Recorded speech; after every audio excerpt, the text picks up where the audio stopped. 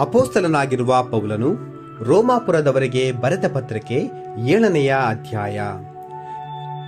ಕ್ರಿಸ್ತನಲ್ಲಿ ಐಕ್ಯವಾದವರಿಗೆ ಧರ್ಮಶಾಸ್ತ್ರದ ಹಂಗು ತಪ್ಪಿದ್ದು. ಸಹೋದರರೇ, ಧರ್ಮಶಾಸ್ತ್ರವನ್ನು ತಿಳಿದವರಿಗೆ ನಾನು ಹೇಳುವುದೇನೆಂದರೆ, ಒಬ್ಬ ಮನುಷ್ಯನು ಜೀವದಿಂದಿರುವ ತನಕ ಮಾತ್ರ ಅವನ ಮೇಲೆ ಧರ್ಮಶಾಸ್ತ್ರದ ಅಧಿಕಾರವು ನಡೆಯುತ್ತದೆಂಬುದು ನಿಮಗೆ ಗೊತ್ತಿಲ್ಲವೇ? ಅದಕ್ಕೆ ದೃಷ್ಟಾಂತ, ಗಂಡನು ಜೀವದಿಂದಿರುವ ತನಕ ಹೆಂಡತಿಯು ನ್ಯಾಯದ ಪ್ರಕಾರ ಅವನಿಗೆ ಬದ್ಧಳಾಗಿರುವಳು. ಗಂಡನು ಸತ್ತರೆ ಗಂಡನ ಹಂಗು ಆಕೆಗೆ ತಪ್ಪುವುದು. ಹೀಗಿರಲಾಗಿ ಗಂಡನು ಜೀವದಿಂದಿರುವಾಗ ಆಕೆ ಬೇರೊಬ್ಬನನ್ನು ಸೇರಿದರೆ ವ್ಯಭಿಚಾರಿಣಿ ಎನಿಸಿಕೊಳ್ಳುವಳು. ಆದರೆ ಗಂಡನು ಸತ್ತ ಮೇಲೆ ಅವನ ಹಂಗು ತಪ್ಪಿದ್ದರಿಂದ ಆಕೆ ಮತ್ತೊಬ್ಬ ಗಂಡನನ್ನು ಮಾಡಿಕೊಂಡರೂ ವ್ಯಭಿಚಾರಿಣಿಯಲ್ಲ. ಹಾಗೆಯೇ ನನ್ನ ಸಹೋದರರೇ, ನೀವು ಸಹ ಕ್ರಿಸ್ತನ ದೇಹದ ಮೂಲಕವಾಗಿ ಧರ್ಮಶಾಸ್ತ್ರದ ಪಾಲಿಗೆ ಸತ್ತಿರಿ, ದೇವರಿಗೆ ಫಲವಾಗುವುದಕ್ಕಾಗಿ ಮತ್ತೊಬ್ಬನನ್ನು, ಅಂದರೆ ಸತ್ತು ಜೀವಿತನಾಗಿ ಎದ್ದಾತನನ್ನು ಸೇರಿಕೊಂಡಿರಿ. ನಾವು ಶರೀರಾಧೀನ ಸ್ವಭಾವವನ್ನು ಅನುಸರಿಸುತ್ತಿದ್ದಾಗ ದುರಾಶೆಗಳು ಧರ್ಮಶಾಸ್ತ್ರದಿಂದಲೇ ಪ್ರೇರಿತವಾಗಿ ನಮ್ಮ ಅಂಗಗಳಲ್ಲಿ ಯತ್ನಿಸುತ್ತಾ ಮರಣಕ್ಕೆ ಫಲವನ್ನು ಹುಟ್ಟಿಸುತ್ತಿದ್ದವು. ಈಗಲಾದರೂ ನಮ್ಮನ್ನು ವಶ ಮಾಡಿಕೊಂಡಿದ್ದ ಧರ್ಮಶಾಸ್ತ್ರದ ಪಾಲಿಗೆ ನಾವು ಸತ್ತ ಕಾರಣ ಆ ಧರ್ಮಶಾಸ್ತ್ರದಿಂದ ವಿಮುಕ್ತರಾಗಿದ್ದೇವೆ. ಹೀಗಿರಲಾಗಿ ಶಾಸ್ತ್ರದ ಹೊರಗಣ ಅರ್ಥಕ್ಕೆ ಅನುಕೂಲವಾದ ಹಳೇ ರೀತಿಯಲ್ಲಿ ನಾವು ದೇವರನ್ನು ಸೇವಿಸುವವರಲ್ಲ, ಪವಿತ್ರಾತ್ಮ ಪ್ರೇರಿತವಾದ ಹೊಸ ರೀತಿಯಲ್ಲಿ ಆತನನ್ನು ಸೇವಿಸುವವರಾಗಿದ್ದೇವೆ. ಪಾಪದಿಂದ ಬಿಡಿಸಲು ಧರ್ಮಶಾಸ್ತ್ರಕ್ಕೆ ಶಕ್ತಿ ಸಾಲದು. ಹಾಗಾದರೆ ಏನು ಹೇಳೋಣ?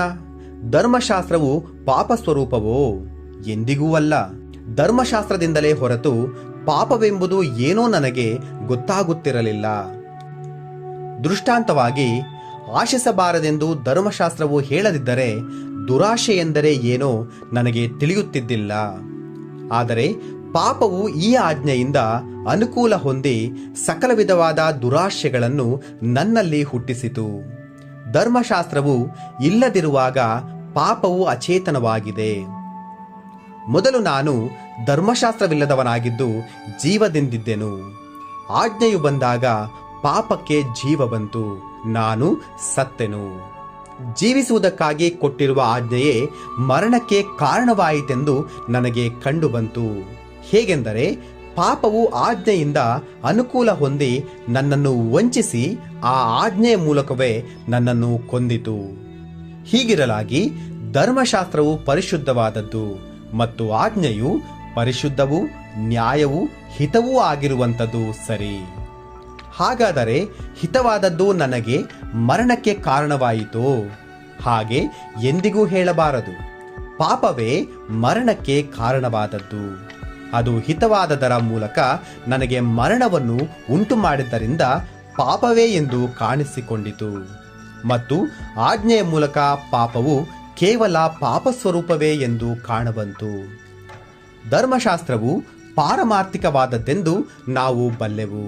ಆದರೆ ನಾನು ದೇಹಧರ್ಮಕ್ಕೆ ಒಳಗಾದವನು, ಪಾಪದ ಸ್ವಾಧೀನದಲ್ಲಿರುವುದಕ್ಕೆ ಮಾರಲ್ಪಟ್ಟವನು ಆಗಿದ್ದೇನೆ.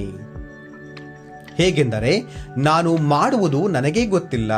ಯಾವುದನ್ನು ಮಾಡಬೇಕೆಂದು ನಾನು ಇಚ್ಛಿಸುತ್ತೇನೋ ಅದನ್ನು ನಡೆಸದೆ ನನಗೆ ಅಸಹ್ಯವಾದದ್ದನ್ನು ಮಾಡುತ್ತೇನೆ. ಆದರೆ ನಾನು ಮಾಡುವಂಥದ್ದಕ್ಕೆ ನನ್ನ ಮನಸ್ಸು ಒಪ್ಪದಿದ್ದರೆ ಧರ್ಮಶಾಸ್ತ್ರವು ಉತ್ತಮವಾದದ್ದೆಂದು ಒಪ್ಪಿಕೊಂಡ ಹಾಗಾಯಿತು. ಹೀಗಿರಲಾಗಿ ಆ ಅಸಹ್ಯವಾದದ್ದನ್ನು ಮಾಡುವವನು ಇನ್ನು ನಾನಲ್ಲ, ನನ್ನಲ್ಲಿ ನೆಲೆಗೊಂಡಿರುವ ಪಾಪವೇ ಅದನ್ನು ಮಾಡುತ್ತದೆ.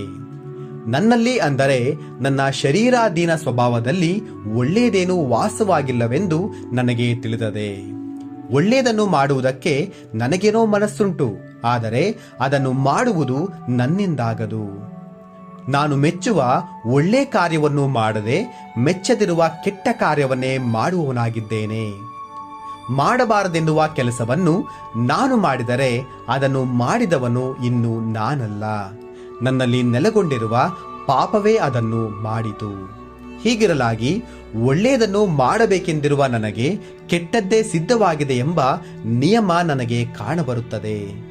ಅಂತರಾತ್ಮದೊಳಗೆ ದೇವರ ನಿಯಮದಲ್ಲಿ ಆನಂದ ಪಡುವವನಾಗಿದ್ದೇನೆ. ಆದರೆ ನನ್ನ ಅಂಗಗಳಲ್ಲಿ ಬೇರೊಂದು ನಿಯಮ ಉಂಟೆಂದು ನೋಡುತ್ತೇನೆ. ಅದು ನನ್ನ ಮನಸ್ಸಿನಲ್ಲಿರುವ ನಿಯಮಕ್ಕೆ ವಿರುದ್ಧವಾಗಿ ಕಾದಾಡಿ ನನ್ನನ್ನು ಸೆರೆ ಹಿಡಿದು ನನ್ನ ಅಂಗಗಳಲ್ಲಿರುವ ಪಾಪದ ನಿಯಮಕ್ಕೆ ವಶ ಮಾಡುವಂಥದ್ದಾಗಿದೆ. ಅಯ್ಯೋ, ನಾನು ಎಂಥ ದುರವಸ್ಥೆಯಲ್ಲಿ ಬಿದ್ದ ಮನುಷ್ಯನು! ಇಂಥ ಮರಣಕ್ಕೆ ಒಳಗಾದ ಈ ದೇಹದಿಂದ ನನ್ನನ್ನು ಬಿಡಿಸುವವನು ಯಾರು? ಬಿಡಿಸುವವನು ಇದ್ದಾನೆಂಬುದಕ್ಕಾಗಿ ನಮ್ಮ ಕರ್ತನಾದ ಯೇಸು ಕ್ರಿಸ್ತನ ಮೂಲಕ ದೇವರಿಗೆ ಸ್ತೋತ್ರ. ಹೀಗಿರಲಾಗಿ ನನ್ನಷ್ಟಕ್ಕೆ ನಾನೇ ಮನಸ್ಸಿನಿಂದ ದೇವರ ನಿಯಮಕ್ಕೆ ಆಳಾಗಿಯೂ ಶರೀರಾಭಾವದಿಂದ ಪಾಪವೆಂಬ ನಿಯಮಕ್ಕೆ ಆಳಾಗಿಯೂ ನಡ್ಕೊಳ್ಳುವವನಾಗಿದ್ದೇನೆ.